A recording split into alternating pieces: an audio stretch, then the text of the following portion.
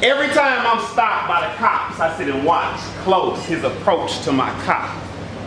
Left hand on his radio, right hand on his Glock. His gun holster's unfastened and his badge number's blocked. I make sure that all my windows are rolled down and that my hands are in plain view because I know that any sudden moves could prove deadly. I offer no verbal or physical resistance because I know my physical appearance fits a particular description. So I just didn't listen to the bullshit. Well, sir, the reason why we stopped you was because you weren't wearing your safety belt. As if he really gave a fuck about my personal safety. But as long as we can safely execute this pursuit without me being executed, then I'm cool with it. You see, you have to forgive me if I'm not particularly fond of the police. It's just that normally I'm the subject, or should I say suspect, in conversation when we meet.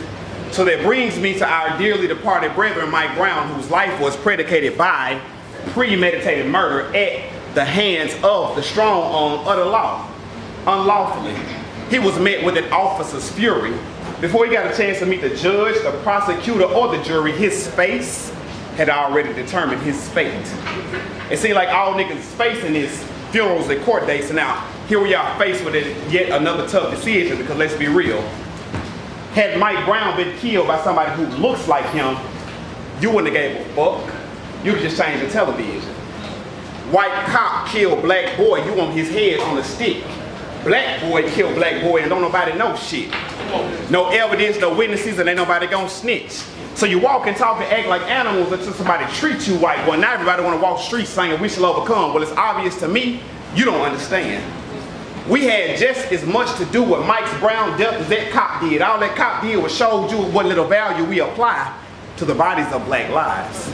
I mean, how many black male homicides get nationally televised? Because there was 6 of them just last weekend in Memphis. More black boys were killed in one summer in Chicago than soldiers in the Iraq War, yet no uproar. You see, homie, every time you shoot, you contribute to a proof that your life is of minimal value, thereby making you more expendable. You just one less nigga we got to worry about. Every time you engage in self-degradating, self-degenerative vernacular and colloquialisms, and every time you behave socially erratic on social media, then you assist in a system that perpetuates a vicious cycle of self-hate. And then they say, oh, hold on, Dre, make it plain. Every time you say real nigga, or damn fool, or bad bitch, or baby mama, or baby daddy, and every twerk video and every ghetto fight upload, and every pic on IG with your pants down or your ass out, or you got a blunt in the left hand and you got a gun in the right, and you done tattooed half your body, that shit you probably can't even read and write, or you bent over. But I guess that's just you showing off your best asset. Then you want to double back after that and argue the fact that your life has value after all the stupid ass shit you do. And if I'm not talking to you, then I'm not talking to you. But it's a lot of black folk out there that fit this shoe, and I am so unapologetic about how harsh I sound. I wish we could take a match and burn world star hip hop to the fucking ground. And what the fuck was that ALS challenge? I mean, no disrespect to ALS, but I'm more concerned about SOS, Save Our Sons. So I offer this challenge. I challenge Barack Obama to specifically, exclusively, and deliberately do something to guarantee the conviction of the man responsible for Mike Brown's fatality. I challenge Oprah Winfrey and Tyler Perry. Donate 10% of your salary. Fund agricultural and vocational projects in the projects. I challenge both of the reverends, Al Sharpton and Jesse Jackson. We appreciate your contribution, but we need real solutions for 2014, not 1963. And stop coming out only when it's convenient for you to be on TV. I challenge every single black professional athlete to mentor at least 4 black boys. I challenge every rapper to just tell the truth. Stop lying to the youth, especially when you know the lifestyle you rap about ain't you. And lastly, I challenge you. Fuck $1 Million Man March. Put $1 million up and build a school. I move for the privatization and ostracization of the education of little black boys, with a curriculum in self-esteem, self-motivation, self-reliance, science, English, mathematics, and self-defense. I move for a overhaul in the use of tactical force on behalf of the police force, especially since it's used so frequently on people who look like me. because I could have very well been Oscar Brown, or Ezell Boyd, or Timothy Stansberry, or Trayvon Martin, or Mike Brown. All my brothers gone too soon. Their lives had value. My life has value too. My son is only 2. Please, don't shoot.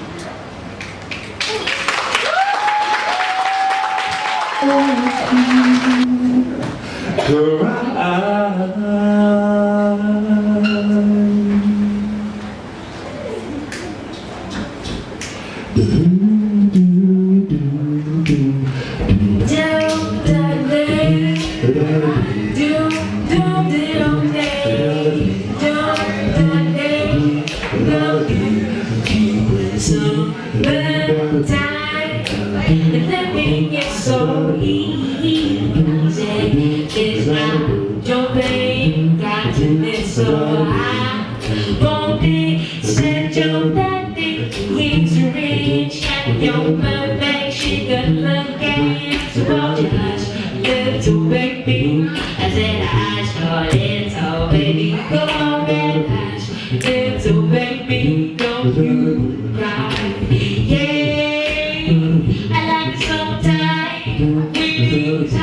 Smooth, like the wind. I like sometimes. Baby, I'm all day. Smooth the way. I like sometimes. Baby, smooth, like the wind. I like sometimes. Baby, smooth and sometimes. And living is so easy. It's not jumping. I know your daddy, he's rich, and your birthday, she got the gas. So won't you hush, little baby? I said hush, don't put it over you, hush, little baby, don't you cry. Yeah, don't put it over me,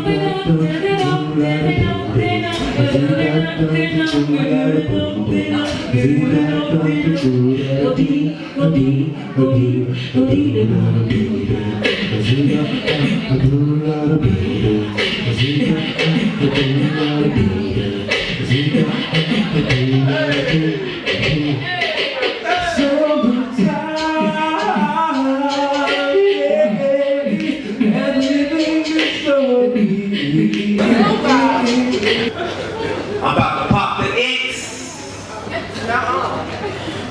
Don't pop it. I'm about to have unprotected sex. Yeah, that's the kind of thing you probably love, God. Cocaine, heroin, crystal meth. I'm about to kill my motherfucking self. Everybody telling me to watch my health. Fuck that, I got another life on the shelf. I'm big and funky, fat and greasy. Doctor keep telling me to take it easy. Fuck that when it's time for lunch. Pig feet, Popeye, living blunts. Alcohol and cigarettes. How fucking dumb can a nigga get? I eat the pig dick and the booger sweat. And you thinking to yourself, wait a minute. But ain't no nigga gonna live forever. That's why I made a deal with the devil. Down in the bag and hanky-panky. All my kids is fat and stanky. And they all look like Mr. Hanky. So don't mind me if I'm acting cranky. Fuck eating healthy. Fuck little weights. Long as it tastes good, nigga, I'm straight. How the fuck am I still alive? Blood pressure 300 over 465. Bitch just give me the blunts of gin. Ho ain't trying to be 110. Fuck living forever, you gon' die anyway. Damn, man, nigga, you sure know what to say. The doctor called my toes and a piece of my tongue. My left testicle is missing, and so is a lung. But misery loves company. So come on, funky bitches, and die with me. Huh, what you mean? No, bitch. Let's die! I can't wait to be dead. I'm trying to beat the red light, and it's already red. Let's die! I don't want to live no more. I'm going back in a junkie hole. Let's die!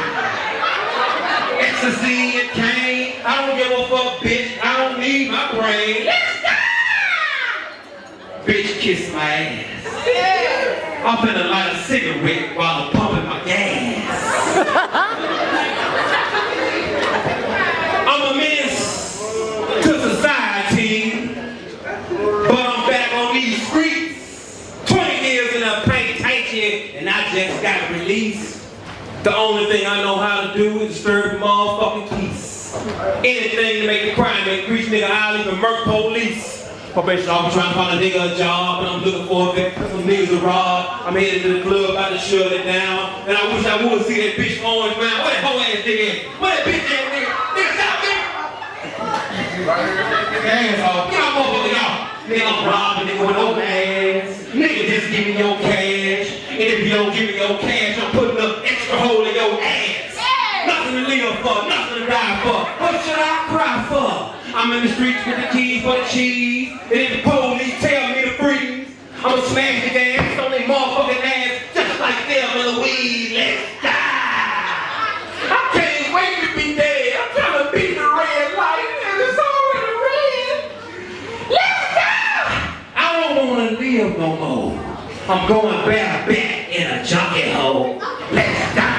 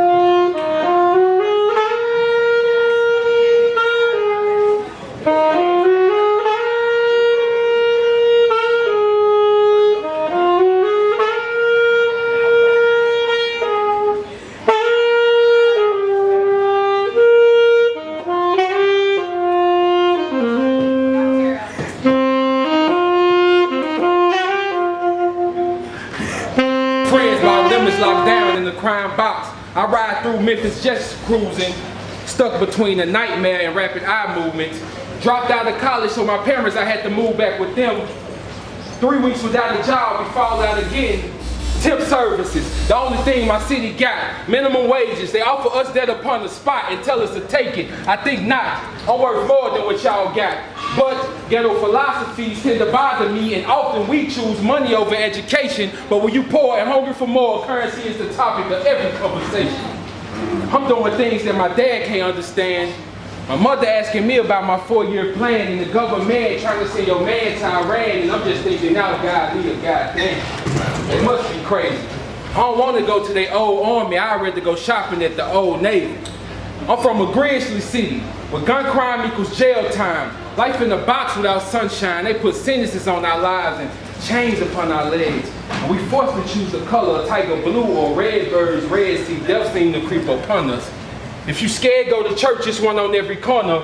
Neighborhoods are still segregated and violent. Police are rash when they pass. I know my rights, so I stay silent. The only crystal I know is Palace. I'm from a city where the children are too grown and the grown people are childish. Politicians are results of misplaced ballots, and we do what they tell us. That's why the educational system fails us. That's why I'm all work and no play. My mother say go to school outside the city. She don't want me to die in Memphis like MLK. But in my city, even the past is corrupted. Look at the school system, they in debt, what the heck? All the good times gone and the future too far away. Minimum wages got everybody making pennies, harder way. And they say all the black leaders in jail are dead like dinosaurs. I guess we are the only exception. He came to love my life, and we didn't make no sideways deals on how great this shit could really be. His methodologies, his thinking process, it really inspired me. So I got back in the lab and I broke out the pen and the pad, and I wrote about our life and the love we had. Tupac gave me. Did you ever hear about the roads that grew from the crack in the concrete, proving nature's law is wrong? And learn how to walk without having feet. Funny it seems, by keeping his dreams and learn to breathe fresh air. Long live the roads that grew from the crack in the concrete when no one else even cared. No one cared? You mean to tell me no one cared that I pushed out this 7-pound, 6-ounce little baby? Because the only person they cared about was Brenda. Because Brenda had a baby. Shit, Pac said, Brenda's belly's getting bigger and no one's noticing the change in her figure. Shit, I did. I noticed in the beginning. They say she lived a hard life. Shit, I lived a hard life too. And that's no reason for her not to find a way out of this purgatory, this hell. And that's a place I'll never Feel be. my desire for you. Let me show you how intimacy paints a picture through me touching you. You touching me. My body is a canvas, baby. Paint me, stroke me. But really, there's not a canvas large enough or wide enough to display the love given the heights of ecstasy reached, all while being at peace with you. With you, me, and intimacy, time goes on and on, but only feels like seconds. Back to chest, I drop perfectly into your body's grooves. Your arms extend around my waist, pulling me into your space. It's your love that got me. Your intimacy keeps me completely saturated with comfort. I am craving intimacy tonight. I'm infatuated, I'm smitten, I'm totally wrapped up in the thoughts of sharing your space. I crave you until we share these moments again. To me, love lives inside intimacy.